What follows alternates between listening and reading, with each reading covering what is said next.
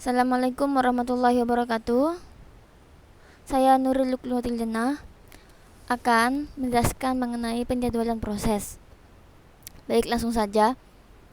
Yang pertama, deskripsi penjadwalan proses. Penjadwalan proses adalah kumpulan kebijaksanaan dan mekanisme pada sistem operasi yang berkenaan dengan urutan kerja yang dilakukan oleh sistem komputer. Penjadwalan bertugas memutus proses mana yang harus berjalan, kapan, dan seberapa lama proses itu berjalan. Sasaran utama penjadwalan proses adalah optimasi kinerja menurut kriteria-kriteria yang dianjurkan. Bagian dari sistem operasi yang berfungsi mengatur proses mana yang running pada setiap saat disebut scheduler atau penjadwalan.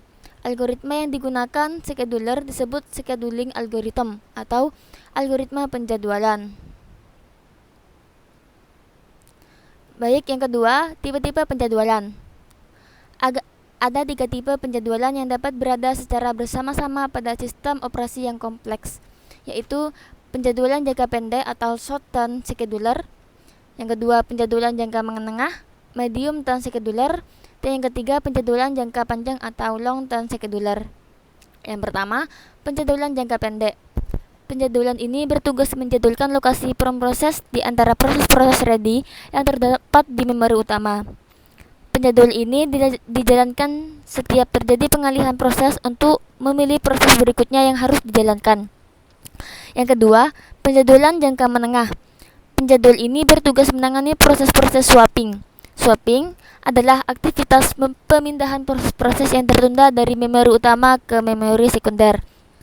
Penjadwal ini mengendalikan transisi dari suspended to ready atau dari keadaan suspended ke ready, atau juga disebut proses-proses swapping. 3. Penjadwalan jangka panjang. Penjadwalan ini bekerja terhadap antrian batch yang memilih batch berikutnya yang harus dieksekusi. Sasaran utama penjadwal jangka panjang adalah memberi keseimbangan job-job agar tetap sibuk.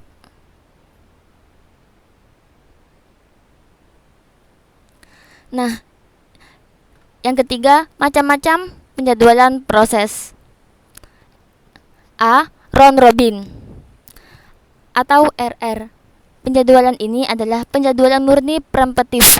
Mekanismenya adalah semua proses dianggap penting dan diberi sejumlah waktu pemroses yang disebut kuanta atau kuantum atau time slice di mana proses itu berjalan.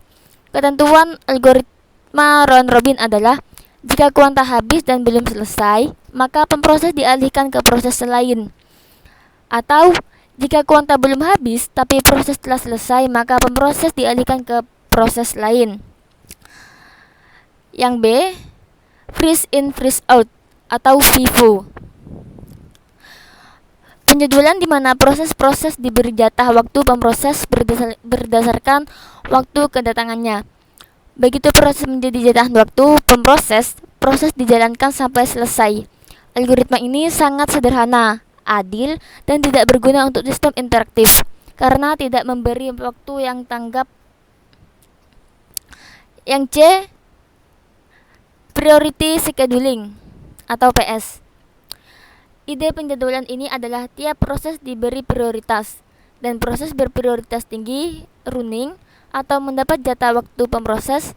Dengan mekanisme ini, proses-proses dapat bersaing untuk mendapatkan jatah waktu pemproses. Baiklah, sekiranya itu saja. Kurang lebihnya mohon maaf. Wassalamualaikum warahmatullahi wabarakatuh.